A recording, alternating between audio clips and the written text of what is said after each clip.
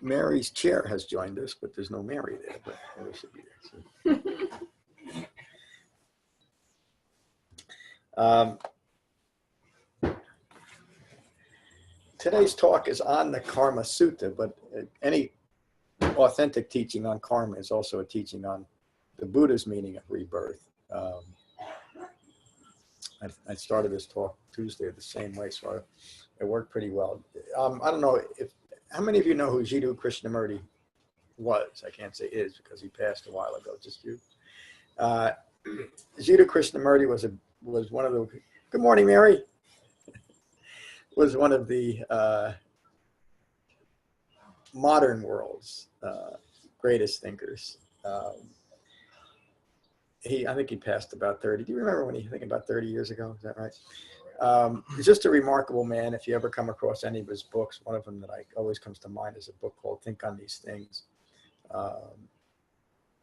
And so I would say that he had a grasp of the three marks of existence. What separated Krishnamurti from Siddhartha Gautama, the Buddha, was that he didn't understand the need for an eightfold path. In other words, he taught mostly in abstract concepts about how we should think, what reality looks like. But he did not understand that profound understanding that the Buddha had, that somebody just came in on me. Sound like it. Maybe that was wrong. Oh, that's right. Oh, yeah. That because of the nature of ignorance, the Buddha awoke and he awoke to dependent origination. It states, from ignorance of Four Noble Truths, all manner of suffering arises. That's the thing that Krishnamurti lacked, was that we needed some path to recognize and abandon that very specific ignorance. So without putting Krishnamurti down, because I think he was a brilliant man, which leads to the reason why I said all that. He used to say in the beginning of almost every talk that he ever gave, and you can find him on the internet, look at the life you're living, which is a teaching on karma. What he's saying is not just a cursory look, but to look at it from the right frame of reference. And that's where the Buddha's Eightfold Path comes in.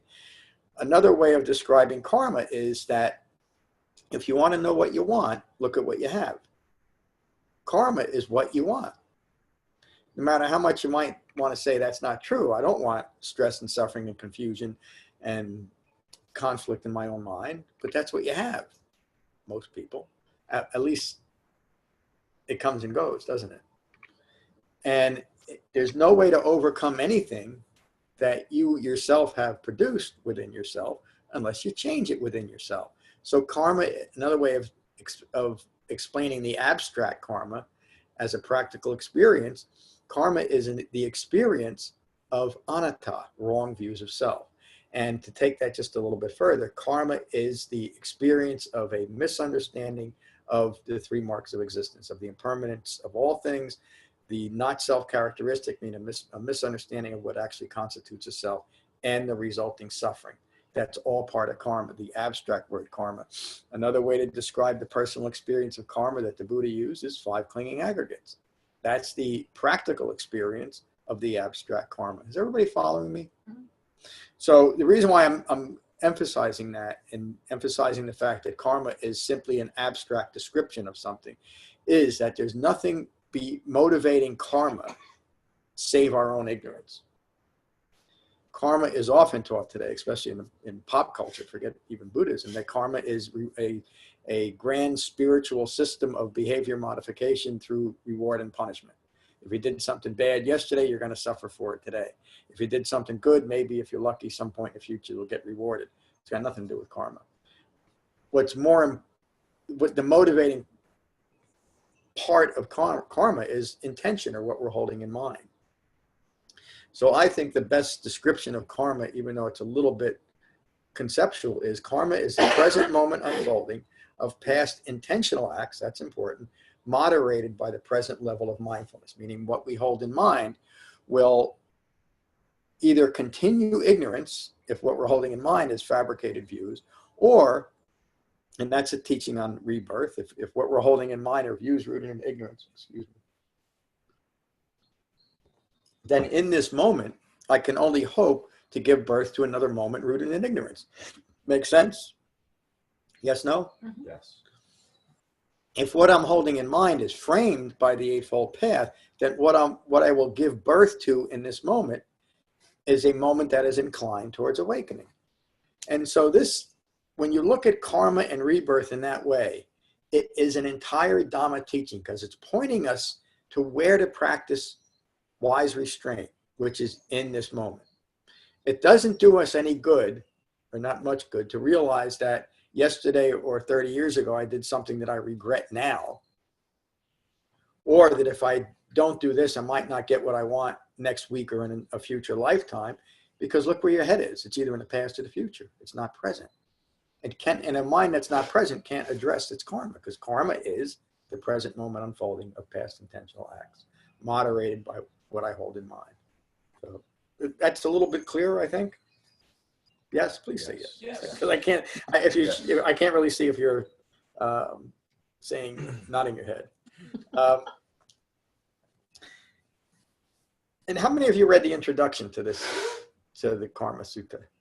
Okay, well, I was going to read it again anyway, probably, because the Buddha's teachings on karma, there's a fair number of suttas that he mentions karma, but they're always very brief and direct teachings because there's not a lot to know about karma, despite what's developed. From the introduction, many modern Buddhist teachers who misunderstand, misapply, or outright dismiss dependent origination and Four Noble Truths do so to dismiss or rationalize and validate confused and misleading views on karma and rebirth. Karma is often portrayed by modern Buddhists. In fact, there's a couple of very famous modern Buddhist teachers who are really altering. In fact, one is saying that the Four Noble Truths they're reinterpreting in a way that has nothing at all to do with Four Noble Truths. And that's unfortunate. But they're doing it because for many years they've been saying, don't even consider karma and rebirth because they're anachronisms. They're not important teachings. The Buddha only taught these teachings to be relevant through his time. That is a complete misunderstanding. Karma is really the central theme of the Buddha's Dhamma. The resulting dharmas from that type of thinking are likewise confused and misleading. Karma, or the Pali term Kamma, K-A-M-M-A, I don't use that. I usually use Pali terms, but I've noticed confusion in people's, I can just see it in their face when I say Kamma, and they're wondering, are you saying that? Whatever. Karma. Karma was a common word during the Buddha's time.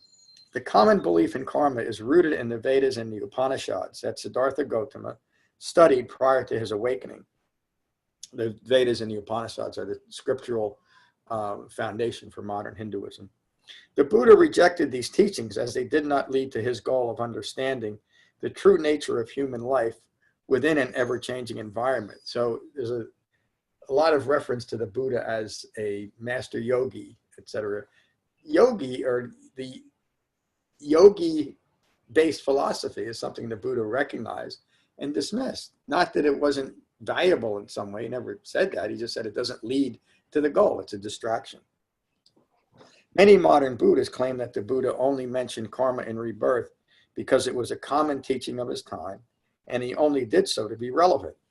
This is simply another fabricated strategy used by many to continue to ignore ignorance of Four Noble Truths.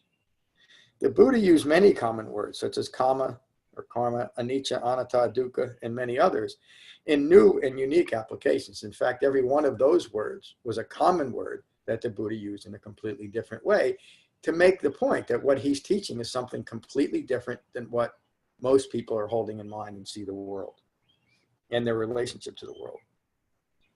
The Buddha taught that to clearly teach the contrast between his Dhamma and common magical and mystical beliefs of his time. This common misunderstanding of karma and rebirth continues to today. Rather than teach karma and rebirth as irrelevant anachronisms or magical and mystical spiritual attainments, the Buddha taught that recognizing the cause and developing the cessation of karma as the central theme of his Dhamma. Karma is not to be seen as a magical system of reward and punishment, hoping for spiritual behavior modification based on gaining notice and favor from disincarnate beings. Karma is not the result of a lack of worship or improper or inadequate chanting or any other rite or ritual. In other words, we can't engage in fabricated practices and hope that that's going to address the problem of fabricated views. Karma is the direct result of self-supported ignorance of Four Noble Truths. I want to read it again. Karma is a direct result of self-supported ignorance of Four Noble Truths. So if we're going to bring our karma to cessation, what do we need to do? Practice the Eightfold Path. Why? Karma is a direct result of self-supported. Yes. Yes. It's the whole point.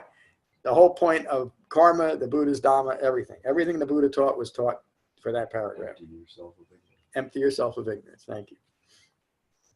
Karma is the abstract word the Buddha used to describe the practical experience of five clinging aggregates within an impermanent environment, the three marks of existence. Karma is what we want. The five clinging aggregates are what we want. We've taken these aggregates, we've clung them together and say, this is me. And when we react to form, feeling, perceptions, mental fabrications, or consciousness rooted in ignorance of Four Noble Truths, when we react to that, because we create an identity over that, we are increasing our karma. When we recognize it as it arises, it's the only way or place or instance that we can practice a Dhamma, as it's arising, as ignorance is manifesting through this karmic experience. It's at that point of arising phenomena that we practice the Dhamma.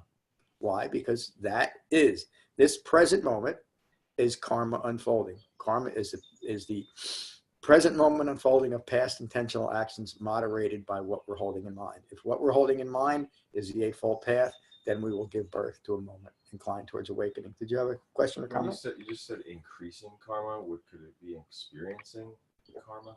Or is it, I'm just... You mean the reference to the reaction? Yeah. Yes, you could say that it is continuing the experience of karma, which is another way of saying continuing the experience of suffering. But you can also say that you are increasing if you're not diminishing your karma, right. the only thing that's really occurring is an increase. And we can increase karma. And I should also point out, karma is not good or bad. And it's a wrong view to look at karma as good or bad, except that it's not what we want. If we're having a karmic existence, it's because we're experiencing life from a fabricated view, a misunderstanding of Four Noble Truths.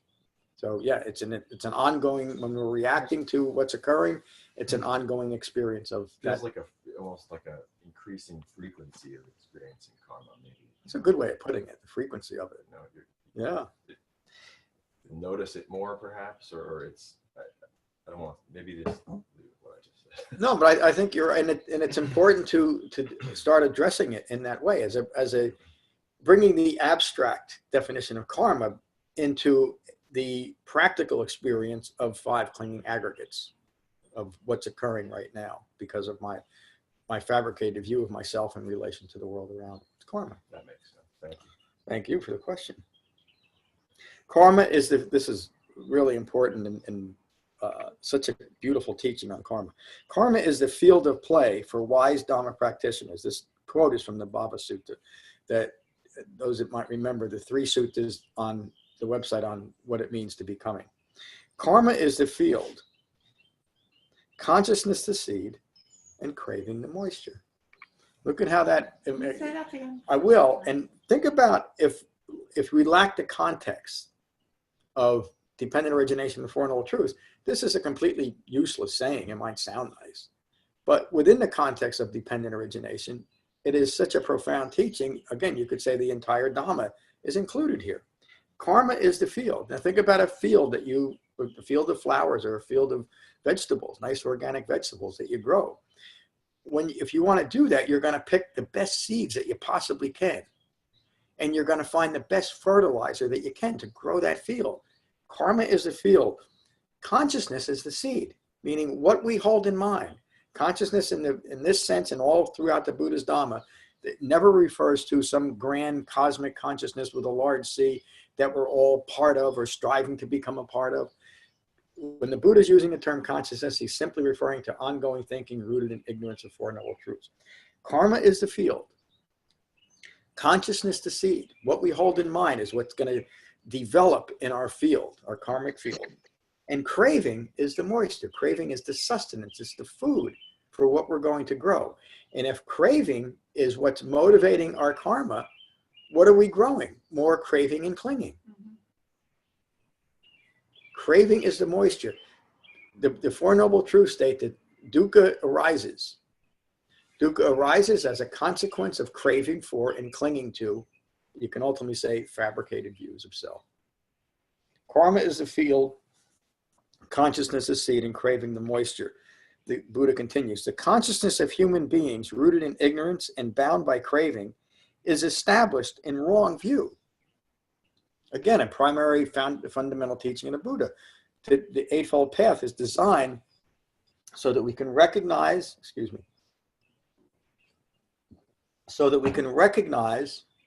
and abandon wrong view, because there's no room in a human mind to hold on to wrong view and right view.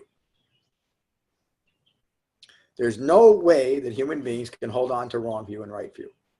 But what we can do through the Eightfold Path is recognize and abandon wrong view and develop right view. Again, you could say that's the whole point of the Buddha's Dhamma, to go from wrong view to right view. Establishing wrong, Buddha continues, establishing wrong view, renewed becoming is produced. Again, look at the context. Karma is the field. Renewed becoming of what? More karmic experiences, fabricated experiences. Karma means action. Karma is the present moment unfolding of past intentional actions moderated by the present level of mindfulness. It is from a well-concentrated mind that one is able to be mindful, to hold in mind each factor of the Eightfold Path. I usually say, when it's the Buddha's words and my words, that last was my words. Right mindfulness is my words. Right mindfulness is remaining mindful of the Eightfold Path as the framework and guidance for Dhamma practice. The Eightfold Path develops the profound ability to recognize and abandon fabricated views rooted in ignorance of Four Noble Truths. Again, that's the whole Dhamma. This is the entire purpose of the Buddha's Dhamma, to recognize and abandon all fabricated views arising from ignorance of Four Noble Truths. Karma is the ongoing experience of ignorance.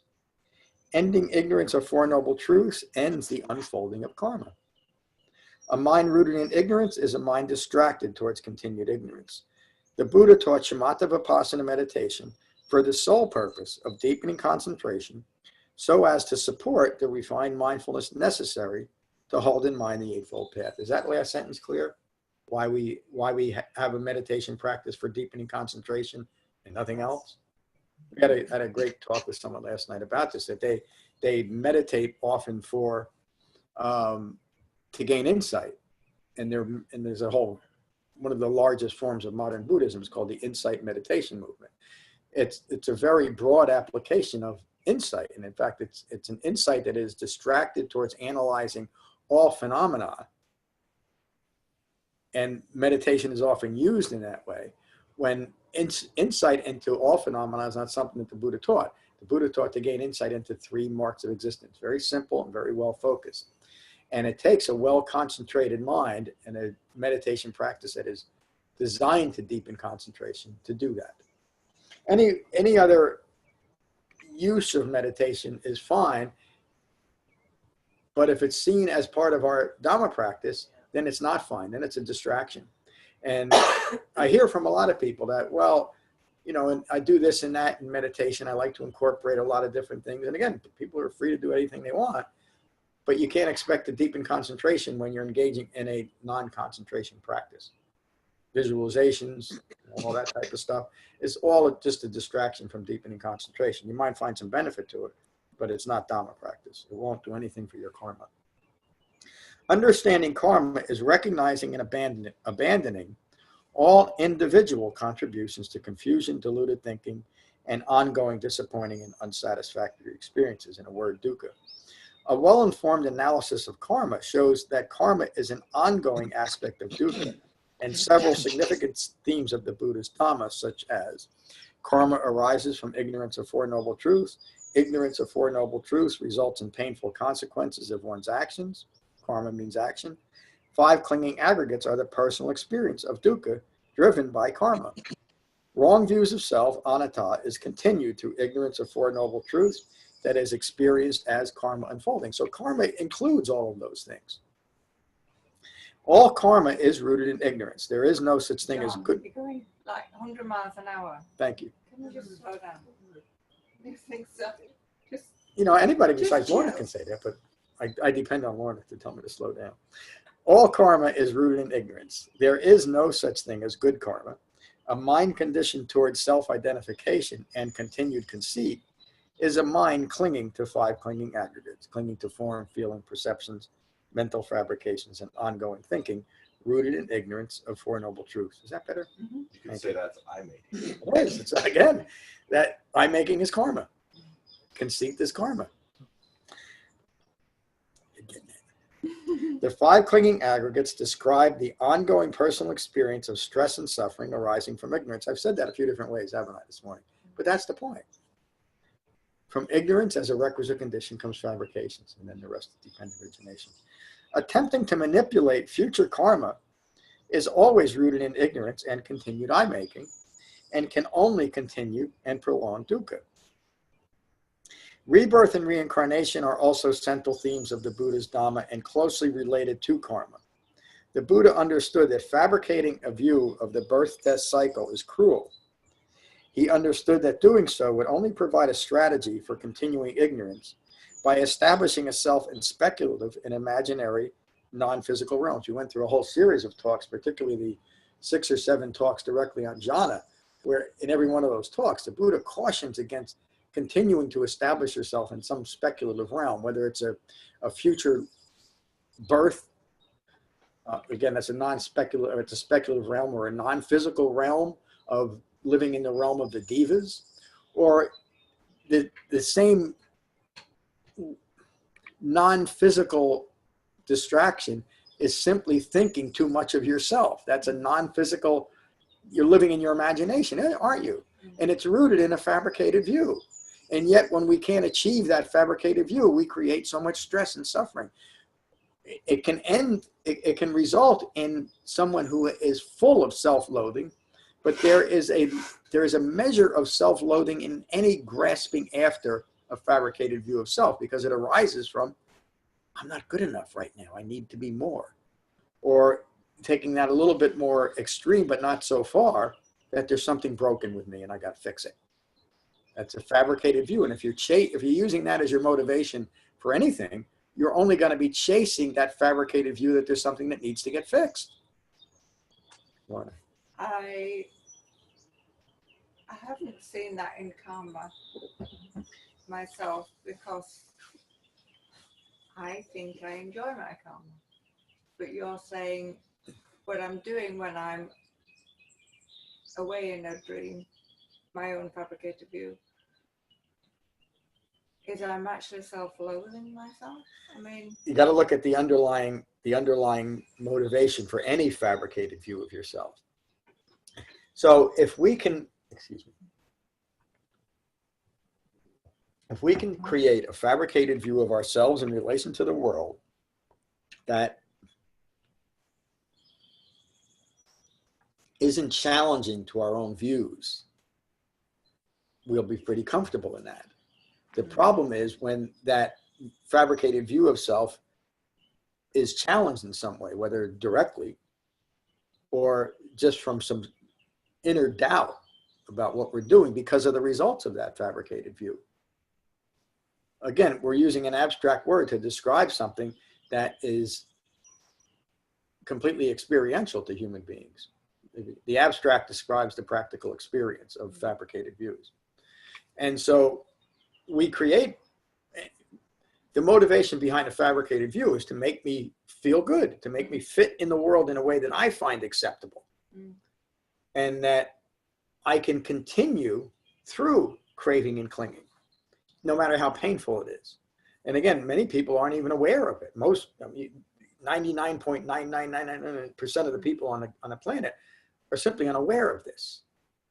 That doesn't mean that the Buddha's teachings aren't real and effective just because you are ignorant of them.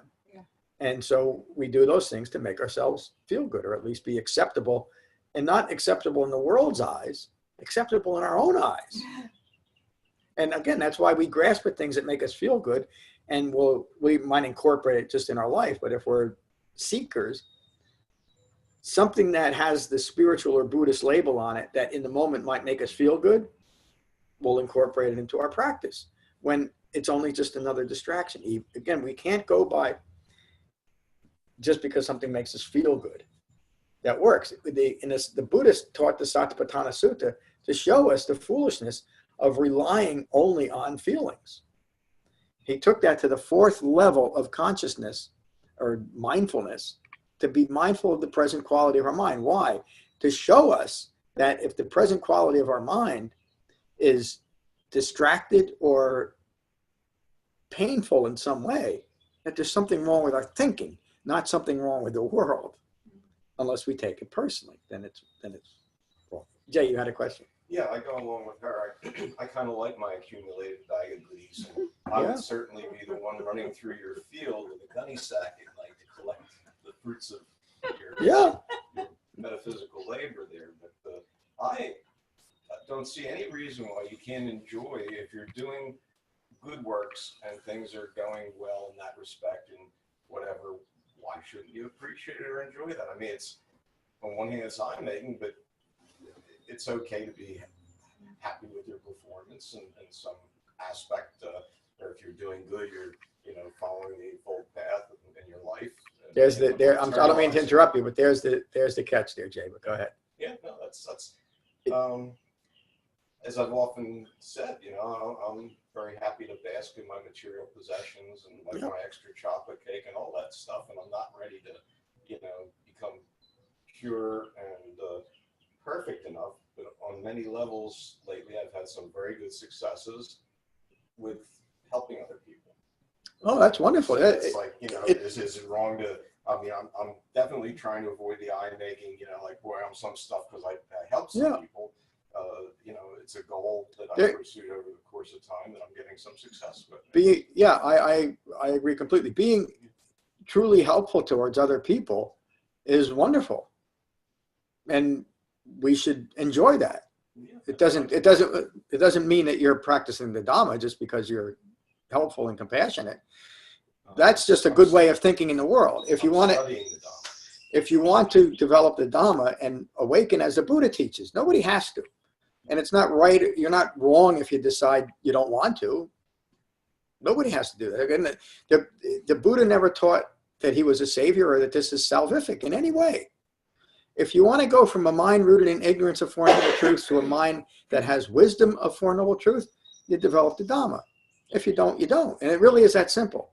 So I hope you're not taking from me that you must do this and you must do that, except if you want to develop the Buddhist Dhamma. Well, I think that I am a free thinker and I'm always looking for meaning. Yes, Jay, I understand. I don't mean to interrupt you, but I understand where you're going. That's fine. There's nothing right or wrong about that. Everybody has a right. I don't even say it's a right. Everybody will live their life. It's not a right. Everybody will live their life the way they want to. What I was referring back, if you want to know what you want, look at what you have. And so if you want to have a fully integrated Dhamma practice, the Buddha teaches what you need to do that. And I hope I'm doing that too. So again, it's not a comment that you're doing something right or wrong. This is the Dhamma. Take it or leave it. Or you can do, Jay, what most people do today is pick and choose parts that they like, incorporate it into their own fabricated views and say, well, this is my practice. That's great. I mean, that's just the way it is. But I think you're seeing from the Buddha's teachings that is a choice. It's not something that we are stuck in.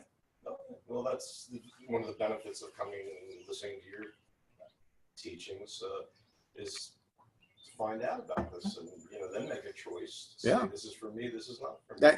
That's exactly it. Good things. The whole thing of cherry picking your basket of the things that you really are enjoying. I guess I'm getting a little tangled up in all knows, but seeking knowledge is never wrong. I don't think, whether you follow every bit of it or it suits you for the purposes that you want. Let me respond to that, just from my own personal experience. It's a somewhat accurate statement to say that seeking knowledge is wonderful, unless you want to develop the Dhamma. Many years, for many years, I developed a very in-depth knowledge of modern Buddhism. And it left me increasingly more frustrated and confused as to what a Buddha taught until I actually studied what the Buddha taught. So I think me and you are probably a lot alike. Even when we were young, we had a thirst for knowledge. I always did. I always wanted to learn things. But just because I was learning things, the world would say that, just what you just said, that all knowledge is good and pursuing knowledge is a wonderful thing. And in my case, and what I've seen from teaching this for many years, is pursuing knowledge that is merely just a distraction with the label of knowledge is not helpful if you want to be a Dhamma practitioner.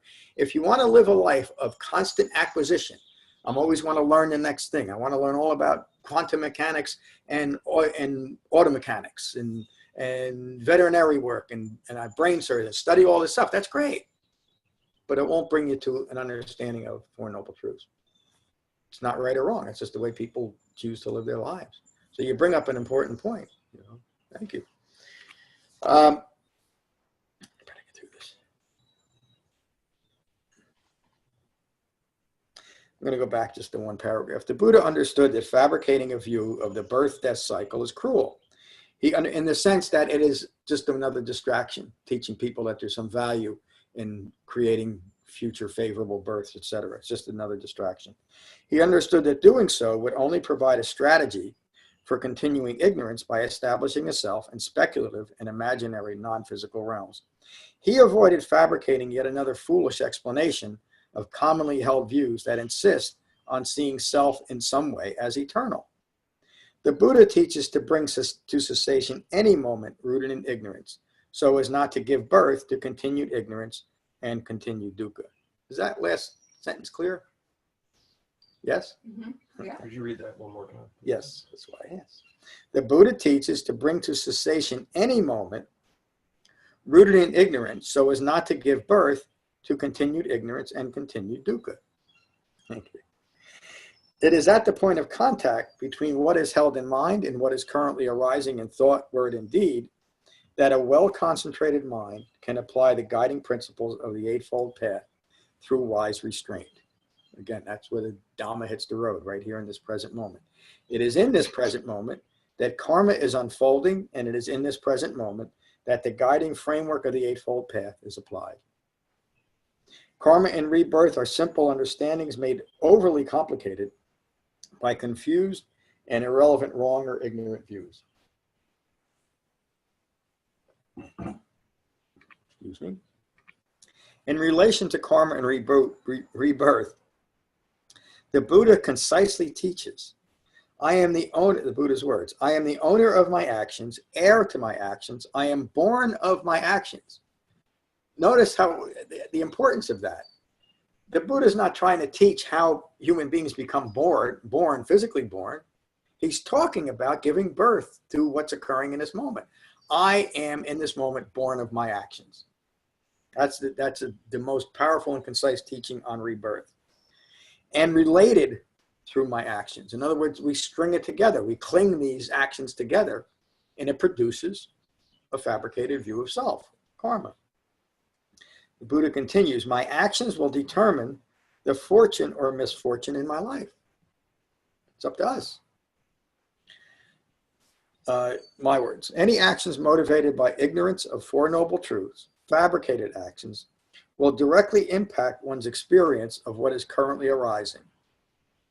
A mind rooted in continued ignorance can only give birth to another moment rooted in ignorance. This is karma. It might feel good, especially if it's familiar. We won't even recognize that something might be missing here. Or I'm just engaged in a distraction that makes me feel good. A mind whose views are framed by the Eightfold Path can give birth to a moment inclined towards becoming free of karma. This is awakening. In this way, the Buddha is not dismissing the notion of future physical births, nor is he placing any value at all on future physical births. He simply teaches that future lives are at best irrelevant speculation and to be mindful of what one is giving birth to in this moment. The Buddha's Dhamma and the Noble Eightfold Path provides the complete framework and continual guidance to recognize and abandon all fabricated views arising from ignorance of Four Noble Truths, and so to end all karma. I changed the title of this from Tuesday because I changed the title from Skillful and Unskillful Actions, the Karma Sutta, to Acting to Awaken, because I was thinking about this for a few weeks. And actually, I've used that term before, but it really is Dhamma practice to understand that we act within the framework of the Dhamma to awaken. And that's related to karma, the word karma, which means action. The Karma Sutta. It's a short one, folks. On one occasion, the Buddha addressed those gathered. Listen and pay close attention, friends, and I will teach you past and current karma, the cessation of karma, and the path of practice leading to the cessation of karma. Past karma is to be seen as the sixth sense base. The sixth sense base are our five physical senses and that sixth sense of consciousness, ongoing thinking rooted in ignorance of Four Noble Truths. So think about this statement. Past karma is to be seen as a sixth sense base. So we are continually interpreting our life experience through contact, through our senses, through the sixth sense base. As contact occurs and our mind is rooted in ignorance of Four Noble Truths, we're perceiving what is occurring through a fabricated view. And so that fabricated view creates stress in this experience right here, right now. Past karma flowing into the present moment through the sixth sense base. Is that clear? Well, that's the hard one. Jay, you had a question? No, again, this will be a fuss budget about the whole thing here a little bit. How can you escape the sixth sense base? That's how we receive Great contact question. with the outside world. By framing your experience through the Eightfold Path rather than a fabricated view. But you're still, karma is continually accruing as you live, and unless you're dead, you're going to be creating karma. Yeah, that's and I don't go for the pop. Jay, please let me, when you say something and you get into another subject, we're missing the point. No, it's okay. I'm explaining why I'm interrupting. I'm not trying to be rude. That's fine. The Buddha's entire teaching is to do just what you said. I don't know if you meant that it was impossible, but karma is always unfolding. To interrupt karma. That's the whole point of the Dhamma. That's the whole point of this talk. If you don't believe that it's possible or that it's worth doing, so be it. But this is the point. Getting to what you're talking about is the whole point of the Dhamma. But the only way to experience the cessation of karma is through the Dhamma. Is that understandable? Is that clear? Okay. Is it? It's clear as a group of concepts, but it's not clearly right or clearly wrong in my mind, let's say. It's not, because it's not right or wrong. It is just karma. The word karma is an abstract concept describing the practical experience of dukkha. It's just the word to describe something. And you can't stop dukkha, right? Yes, you can. That's the whole point of the Buddha's Dhamma. You can't do it unless you have the tools to do it. And so if you reject or dismiss the tools, you can't change the oil in your car unless you have the right wrench. If you dismiss the wrench, if you throw it out, or say insist that I want to use an orange for a wrench, you can't change your oil, can you? And you can insist all you want that this orange makes me feel good and I don't like to hold cold steel in my hand. So I am going to change my oil with this orange, even though it can't work because it's the wrong tool. You're holding on to it because you decided that it makes you feel good. I've clung myself to it. I'm using a silly example to make the point. So we can, just because we insist on something is true, doesn't make it true. And what the Buddha's teaching, and what I hope I'm getting through here, is that there's a way of recognizing and abandoning dukkha. There's a way of recognizing and abandoning karma. And it's through a very simple and direct Eightfold Path. Is that clear? Clear, but I got to say I don't buy it. Oh, you don't have to buy it. I'm just glad that it's clear. Because that's all, as a teacher, that's all that I want to do. so that I give you, really, if you're coming here, the only thing that I can hope to do is to present the Dhamma in a clear way so that if anybody is interested, they will develop it. If they're not, they don't. And, you know, I would say by looking at how many people are here, most people don't. And that's okay. And again, if I was concerned about using numbers to prove the Buddha's Dhamma as effective, I would be doing something completely different. I would be teaching Mahayana and Theravada Buddhism. Or I'd start a yoga class and we'd have more people and I'd make more money. But I'm not interested in doing it. And if it gets to the point where there's only 2 or 3 people here, that's fine with me. Again, I'm making a point here too, that if you get a chance, listen to next Thursday's talk. But the most important thing that the Buddha realized when he started teaching was to be authentic to his truth. I realized that too after many years that I would call wasted time involved in modern Buddhism. I realized that this is the only thing that's worth teaching. I'm not concerned, and the Buddha wasn't concerned, and the Dhamma is not concerned about anything else. It's a distraction. A very good discussion. I'm surprised you say that. Many years of wasted time. Oh, it was. I don't agree with that. I know, but I can say it, can't I? Because when I looked at what's included in the Sutta Pitaka, and I said this to someone a few years ago, I wish I had come across my website and my teaching, because I would have saved myself a lot of years. I wish someone had told me when I first started hanging out in Buddhist, instead of people trying to protect fabricated views and teaching false dharmas, if they said, this is what I teach, but it's not what the Buddha taught. What the Buddha taught is here. And then I would have looked here and I wouldn't have wasted literally 30 years of my life chasing after something that was rooted in a fabricated view. There's many people that think, well, you found out what it wasn't, and there's some value in there.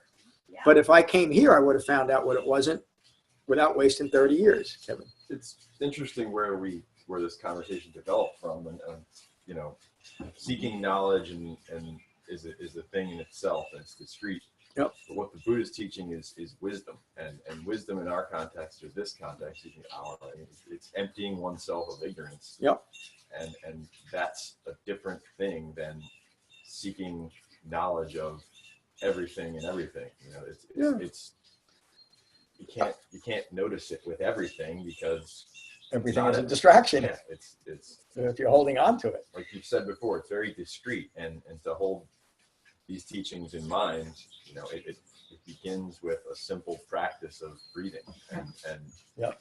following that, however long it takes, years, days, minutes, will provide the clarity and the calmness of mind to hold these things. If that's what you want. If it's not what you want, you'll do something else. You can meditate and think about the butterflies and think about rounds of golf and whatever you want, and that's going to happen in your meditation. But returning back to that allows us to be calm enough to understand and have that focus. And as you're deepening your concentration, you're able to recognize the things that you might have been enamored with in the past, and you realize they're just distractions. And maybe that's the difference then, from going from always grasping after knowledge of things to wisdom of understanding knowledge or wisdom of Four Noble Truths.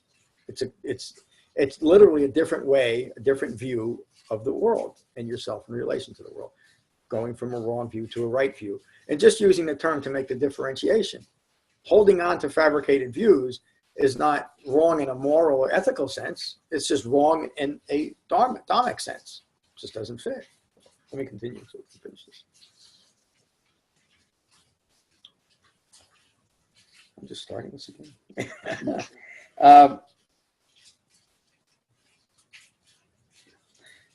Past karma is to be seen as a sixth sense base. Karma is fabricated by intention and experienced by sense contact. And if our intention is to continue to maintain fabricated views, that is going to be our experience. Ignorance, maintain ignorance. The sixth sense base is past karma, just to make the statement. Let me read, this is my commentary. A mind rooted in ignorance of Four Noble Truths is constantly reacting to ordinary phenomena arising and passing away. This contact with phenomena occurs and is experienced through the six senses, five physical and one mental.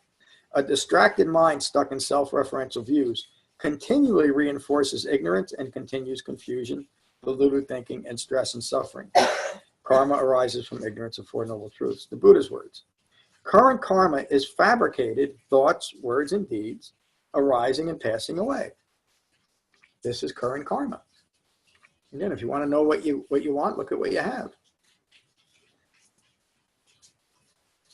My words. Dependent origination shows that it is ignorance of Four Noble Truths that establishes fabricated views and all manner of stress and suffering. Karma. The Buddha's words. Cessation of karma is the release from ignorance of Four Noble Truths and the three forms of stress and suffering of bodily, verbal, and mental fabrications. You'll remember those that were here, the Dukkha Sutta, how the Buddha describes those three forms of suffering. This is the cessation of karma. The path leading to the cessation of karma, is precisely the Noble Eightfold Path. Right view, right intention, right speech, right action, right livelihood, right effort, right mindfulness, and right meditation. This is the Noble Eightfold Path of practice leading to the cessation of karma. What could be more clear? If we're going to be a Dhamma practitioner, the Buddha tells us what we need to do. Friends, I have now taught you past and current karma, the cessation of karma, and the Noble Eightfold Path leading to the cessation of karma. Again, in a couple of paragraphs, the Buddha described the abstract nature of karma and the practical direct experience of the path leading to the cessation of that abstract concept. Whatever any teacher, this is such an important line, and it relates a lot to what we've been talking about this morning. Whatever any teacher would do out of true sympathy and compassion for their students, I have done for you with this teaching. What a beautiful statement, isn't it? My words. An authentic yes. Dhamma teacher knows the cruelty of teaching these false and misleading dharmas. The Buddha's words. Don't be mindless. Don't be foolish. Don't fall into regret for not developing the Dhamma. Over there are roots of trees and empty huts. Establish seclusion and practice jhana. Of course, that's just the beginning of a meditation, the eighth factor of the Eightfold Path. Let me just say it again. Over there are roots of trees and empty huts. Establish seclusion and practice jhana. Practice a concentration practice. This is my teaching to you. What a marvelous teaching, isn't it? Mm. Simple and direct. It explains karma and rebirth. There's other ones that I'll be introducing over time, but I'm going to use this on retreat too. But, any questions directly on this sutta, and then we'll go around the room. We'll start with Mary. Okay. Hi, Mary. How are you? Very good. I've been thinking about meditation and that it brings on better concentration. And to me, that leads automatically to better insight. Yes, absolutely. That's it. That's right. I don't think I've ever heard it said better than that. And so it's not, we're not meditating to gain insight. We're meditating to gain concentration. And yeah. Insight naturally flows when our minds are well integrated into the Eightfold Path. Yeah, definitely. Yeah. And that's all I have to say. Thank you. I'm glad you joined us today. Lorna, good to see you. A little bit more clear? Oh, yeah. Since Tuesday, definitely. I can now see that what karma is. It's my own personal experience of my own provocations. It's what goes on in my mind. You could say that the Buddha teaches the principle that we all hold in mind, fabrications. Yeah. And that's the overarching understanding of the Buddha's teaching. But in this teaching, he's describing that you can see your own fabrications. And when you see your own fabrications with the umbrella understanding that we do make fabrications, that is your own karma. Yep. It's your personal experience. And you can see it in your meditation when you think when your mind wanders off your breath onto a thought, that's your karma. It's Right, your own, yeah, right in that moment. it's your own fabrication. Yep, and your own distraction. And your own distraction. Yeah. I hadn't actually put together that we live in the karma is rooted in the sixth sense base. But I guess it is, because it's all about your karma or your fabrications are all about one thing, in my case, feeling good about myself and just trying to boost my own ego and all that sort of stuff. Yeah. So that's often the root of my fabrication. So when you were teaching this morning, and I said, I'm going to wind myself up here, but and I said, I don't understand that your fabrications are rooted in not liking yourself, but I can see that it's from not accepting myself as I am that I want to build up a fabricated view to make myself feel good. Yeah. So I am actually not accepting myself at that moment. That's great insight. As I am, just as I am. Right. Yeah. So I have learned that today. There's a bunch of other stuff in my mind which is moving. I guess you could say that the whole theme of what we're teaching about is to drop your fabricated views and your own karma. It's the same thing. But I think I am doing that, because when I was you are, Lorna. 10 years old, I had another type of karma. Different things mattered to me then. Yep. When I was and so you produced a different experience of karma. So I had karma when I was 10 years old. I had a different karma when I was 20, 30, 40, 50, 60, so on. So you are dropping your karma, but you're also collecting some more as your life evolves and going on, which actually proves impermanence. Yeah. Your karma is impermanent. It's just like a conveyor belt that's just like going on minute or moment by moment, but day by day, week by week, something. So you're changing your karma as you go through your life, which proves that it's not, dynamic. And your experience of it has to do with what you're framing your view of yourself in relation to the world. And that's what you're referring to. That's always changing, isn't it? It's always from when you're 10. So you are actually dropping your own karma, but you're also getting some more as well, which is, so I didn't see all this before Tuesday. So I have a much better understanding of and so karma is, you're seeing how and describing how karma is an aspect. It's an abstract aspect of the actual experience of three marks of existence. Yes. And specifically in what you just said, the impermanence of it. Mm. But just because karma is impermanent doesn't mean that it will come to cessation on its own. No. We're constantly reinforcing our fabricated view of ourselves in relation to the world. And so we're constantly establishing karma and reestablishing it. But that's what the sutta is about. So, and again, you could say that the reason why the Buddha taught an eightfold path is to interrupt the unfolding, the constant unfolding of karma. Because it allows us to start changing our view and experiencing what's occurring in the present moment from right view rather than wrong view, meaning a confused and conflicted view. So that's really great insight. Thank you. Thank you. Kevin. Thank you very much, John. I call you Mr. Oakmont. But I really appreciate that talk. Very timely, so thank you. Yeah. Great t-shirt too. Yeah. Jen, good to see you. This talk and the comments that everybody's made helped me see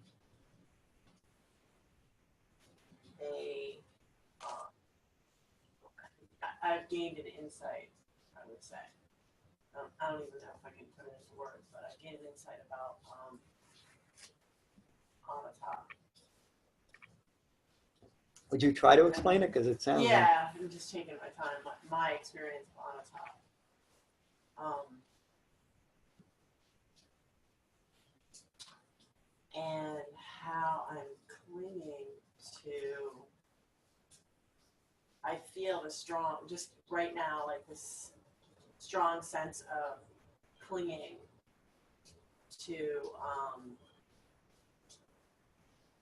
the idea of bettering myself, and how that is that I'm incredibly resistant to that idea of letting go of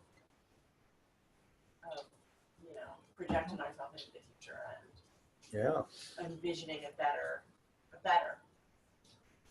Jen. A better Jen, right? And how I like wanna like I see the urge to fight that. I'm seeing that in me.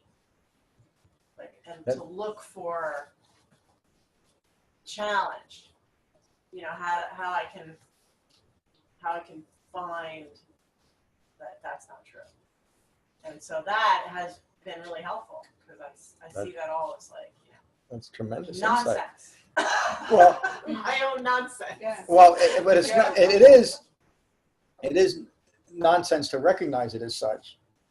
Right. But the important thing, and it relates to what Jay was talking about too. Yeah. You said that you're looking to better yourself. Well, why would, and that, again, we can really start.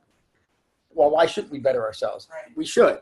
Yeah. But when we're holding this constant view that I need to better myself, Yes, the underlying yeah. view is that there's something lacking. Something wrong. And that is the distraction, the constant distraction that arises from a fabricated view. And people will say, well, don't we need that motivation? How would you live your life without that? Just look at the Buddha's life and those around him that awakened. They lived the most meaningful and purposeful and impactful life of anyone. And as we all start developing the Dhamma, I think we'd all say that our lives become more meaningful, even if it's not fully developed yet. Because we're letting go of, in this moment, that very subtle need that what's occurring right now needs to be improving me, or making me better or greater. What is that? That's called conceit. Yeah, you don't need to convince me. I know. Oh, I'm not trying to. I know you're right. I know. I see it. But what I'm saying is I've been able to recognize that the sense I have of wanting to challenge that is just that, because that arose within me, and because I have the Dhamma practice, I've been able to say, oh, that's not, or that's anatta. And even though I have no, I can't really put it into words. I can only just say, okay, I guess that's not, I mean, not I guess, I know that's an insight. A space. Yeah, you're talking about when, okay, there's that's what I need to abandon. That's what this article refers to. That's what wisdom of restraint refers to in this moment. To be able to recognize and abandon fabrications arising, understand and recognize and abandon karma arising directly. It's not, again, it's not some. Really want to fight. I want to fight it. Yeah. Definitely want to fight something. That's and that's all an aspect of karma and a mind rooted in ignorance that's clinging to. That's where the word applies to, clinging to those wrong views, even though on some level we might know that they are wrong views. We don't want to let go of them because they're familiar. They're what we've used to define ourselves, not to the world so much, but to ourselves. We decided this is the kind of person I am. No matter, we don't realize that those are fabricated views, and because that's who we think we are, we justify our behavior from that fabricated view. All of my thought processes. Yeah. I mean, not all, but I'm not a big generalization, but yeah. And in the end, we live another human life. It may be incredibly successful, like Jay was talking. It might be, and it might be a Nelson Mandela life. Who could argue with a life lived like that? an incredible man. I mean, we can think of a whole long list of wonderful people as examples of that. Yet they didn't use the opportunity in this life, they weren't aware of it, to awaken. So you can't say that Nelson Mandela was bad or something. He certainly wasn't, was he? Right. Mm-hmm. He just didn't develop the Dhamma. And again, maybe he was aware of it, maybe he wasn't. If he was aware of it, then he made a choice not to. But that's not right or wrong either. But yeah, even if you're saying to yourself, I need to be better or I need to be worse, doesn't matter what you're saying. It's still a judgment. It's still a judgment. It does matter. Aren't you Yeah. supposed to follow the Eightfold Path? Isn't that one of the central things? You're supposed to be a better person. If you Yeah. can be, to follow these things which are good. How could it be bad for her to want to improve herself? Another important question, Jay, because it's what we're doing to improve ourselves. Yeah. In other words, I could have a view Stressed out. that the I'm most upset. that I have a big date coming up next Friday night. So the most important thing to me between now and then is to get a new shirt so I look good for that date, rather than put my efforts towards developing the Dhamma. I had an interesting talk with someone who has, and this has come up a few times, that they spend a lot of time in meditation, but not much time doing anything else. And so they're wondering why their views are becoming even more confused than they used to be. Well, because you're not doing anything to change it. It sounds good and it feels good. And a lot of your friends might be doing the same thing. Wonderful, go ahead. But you're not going to develop concentration. You're not going to develop the right framework. It's all wonderful.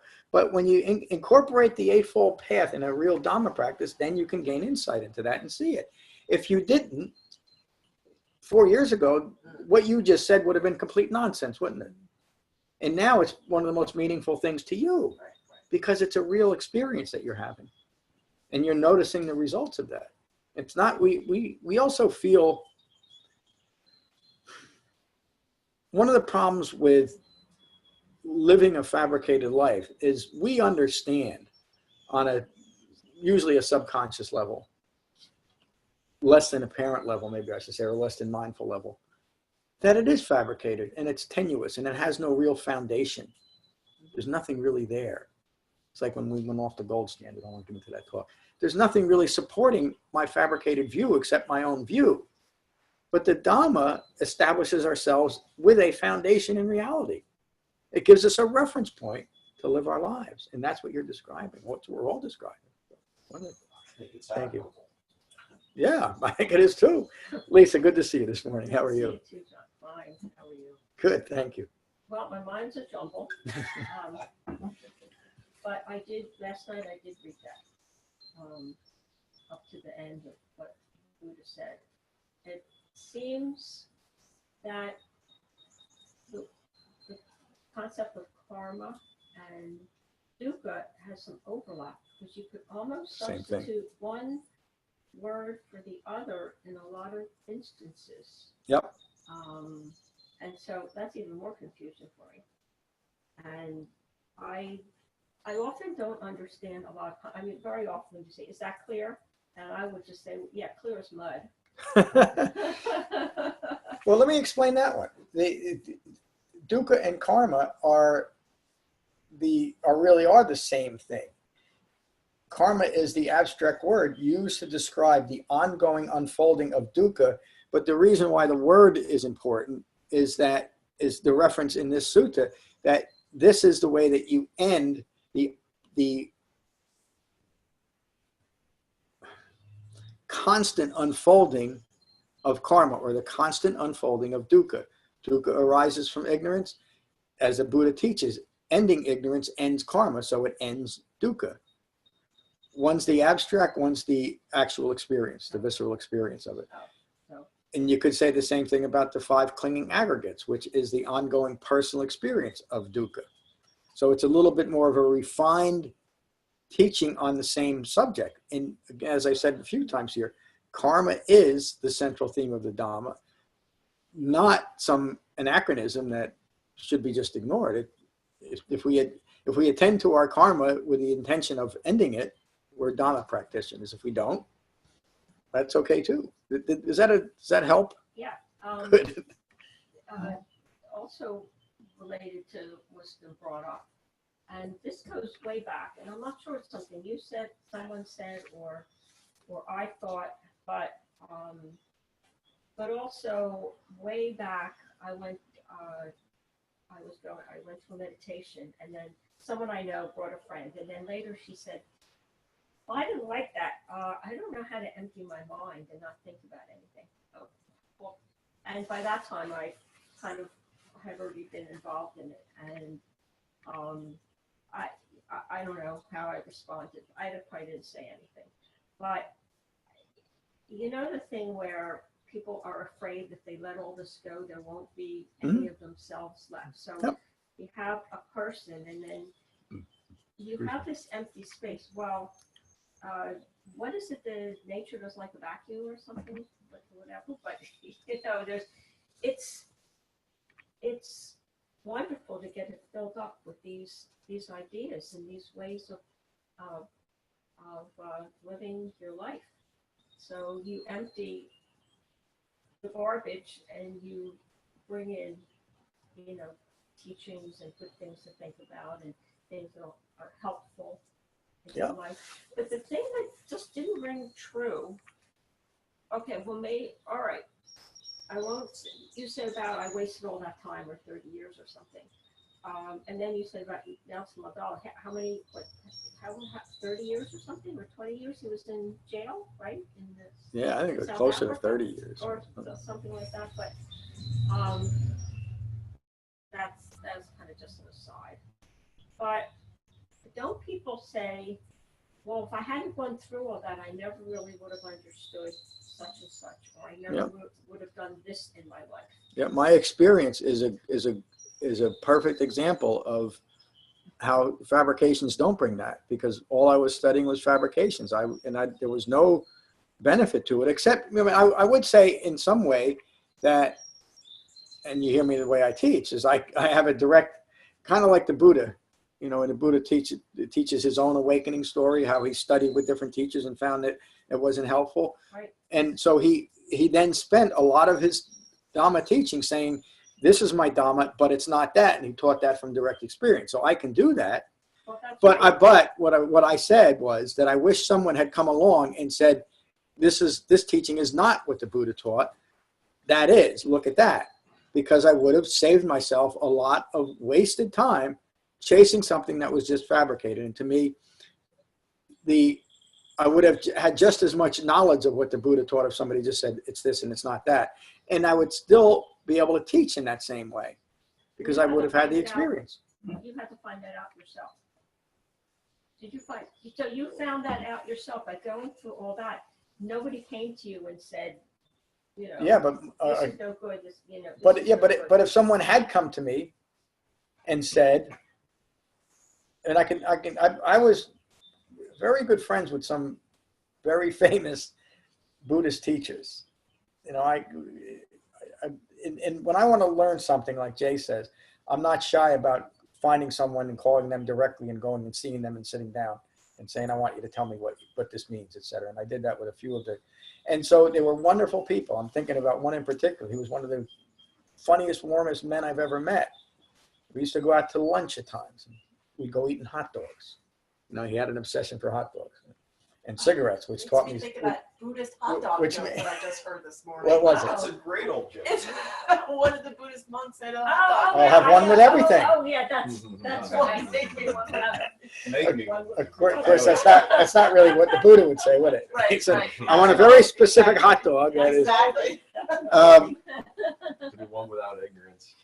So the reason why I say that, and I can understand, the kind of the concept that while everything I've learned has been valuable because it got me to this point. Yeah. At that point, where I was no place that was of any value to me as far as developing understanding.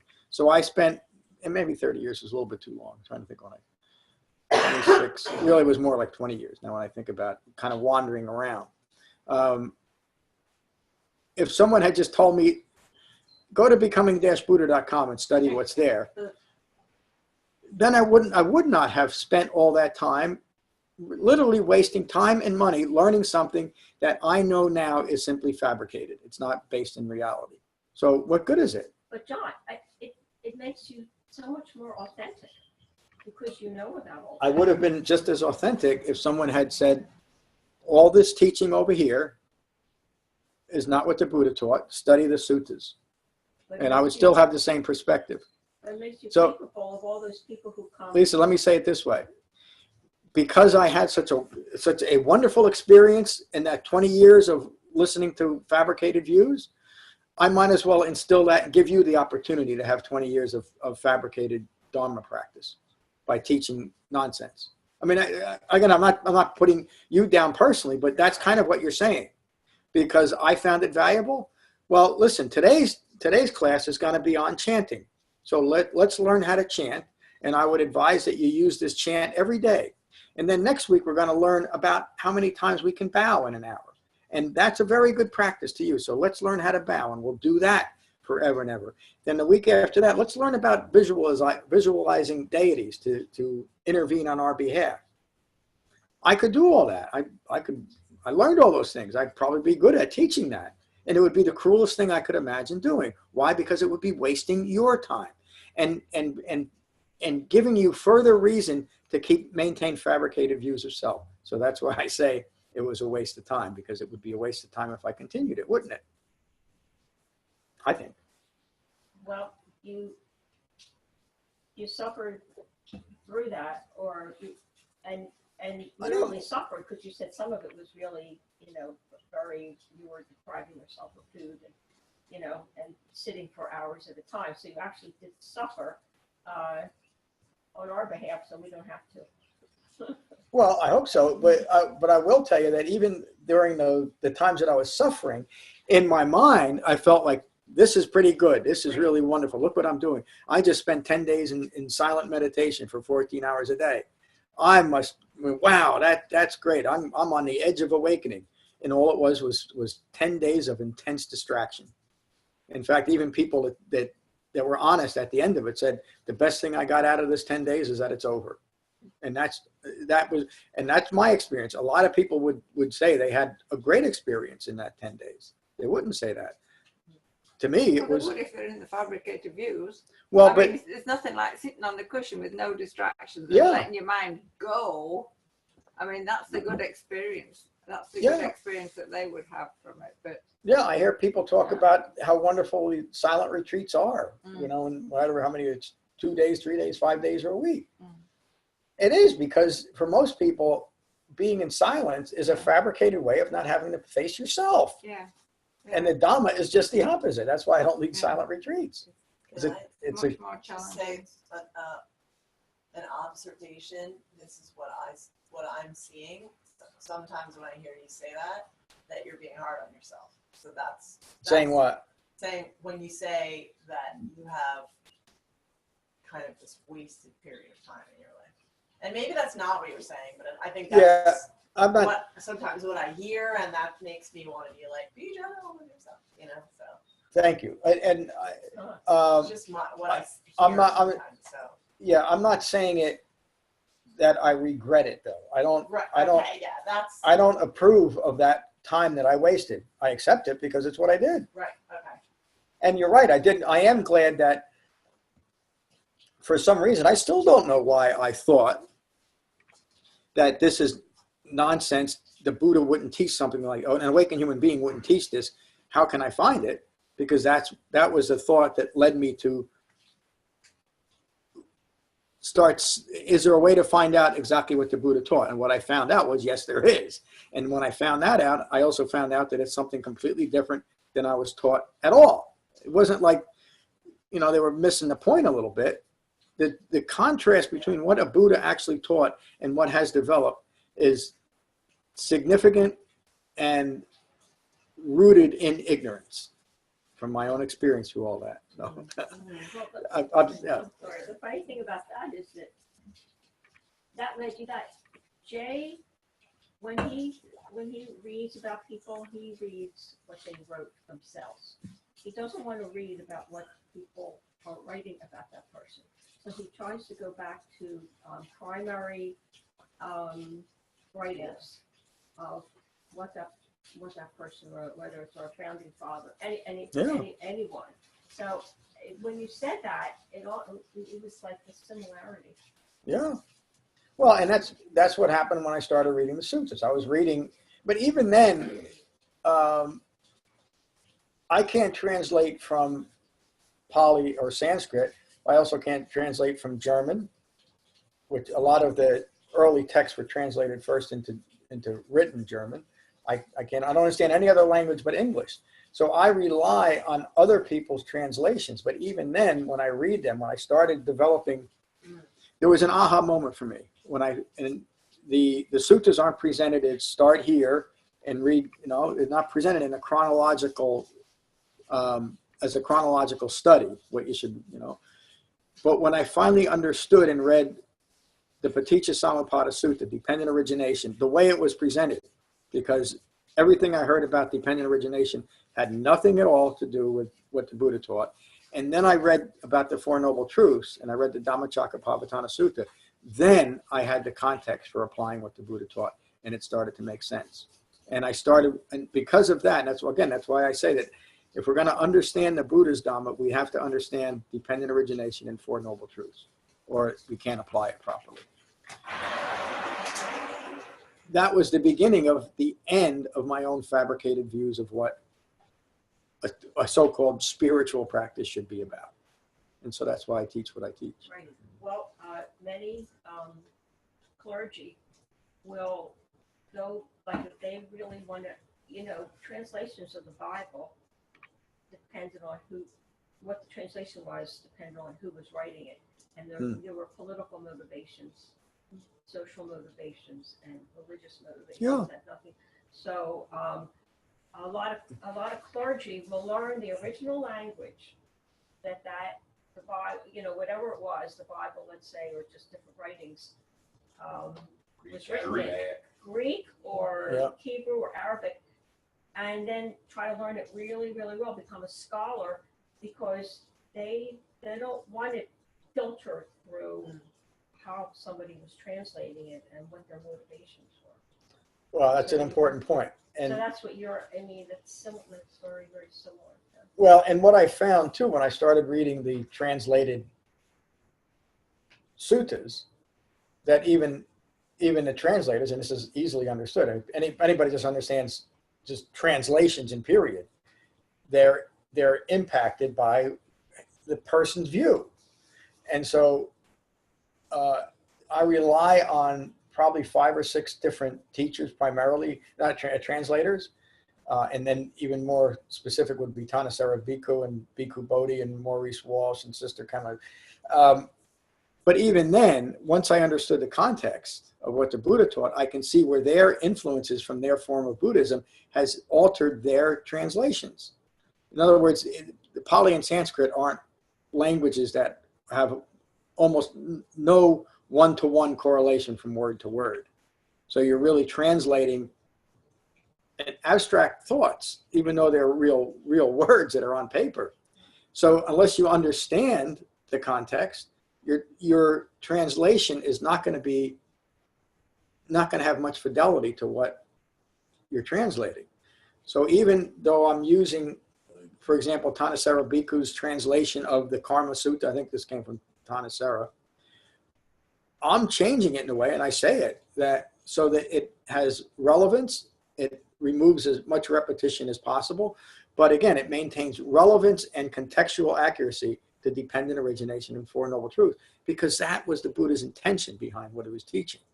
But if you don't understand that, or in the case of,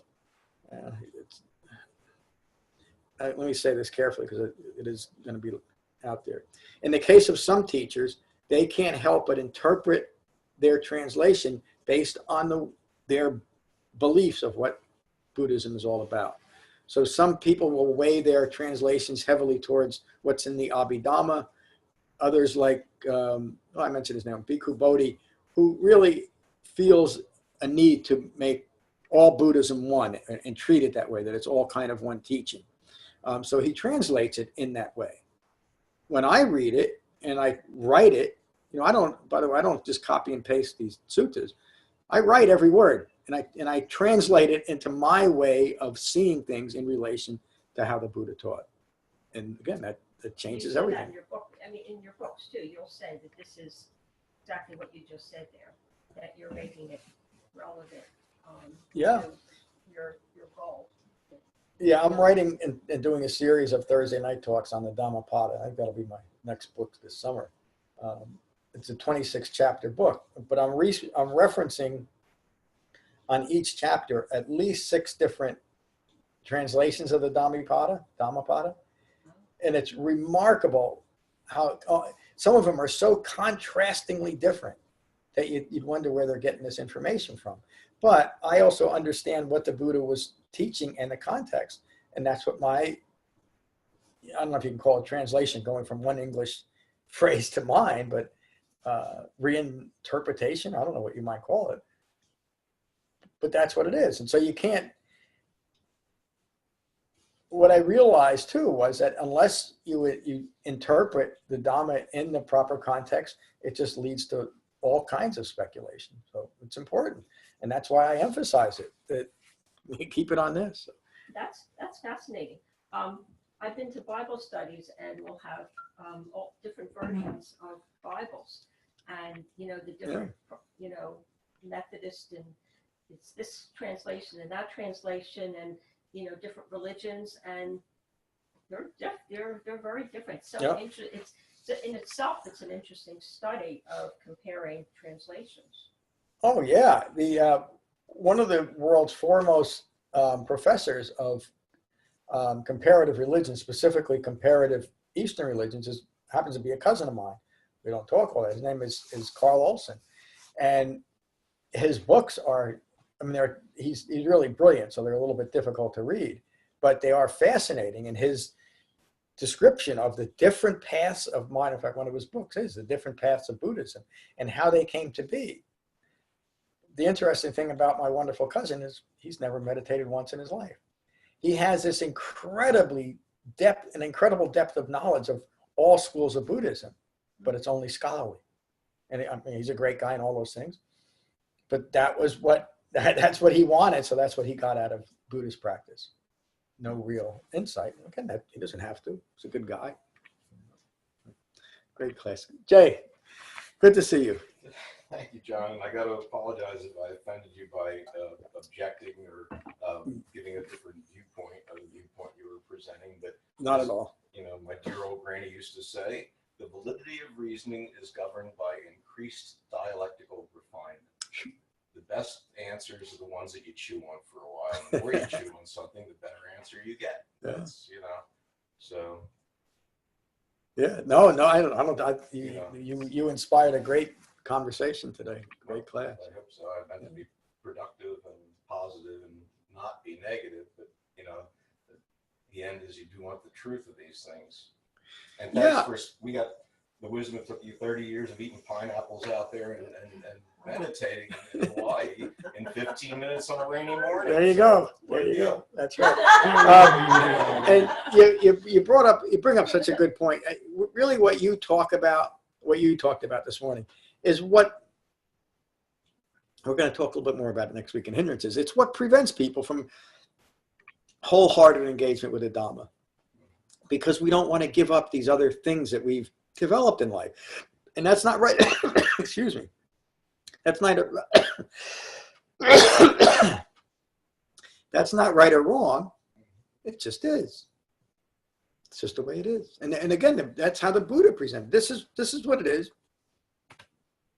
Take it or leave it. If you want this, you do this. So, and that's all part of karma too. So great class. Mary's left us. We'll finish with Metta as we always do. Is there anything? Like I'm missing something. Retreat's coming up.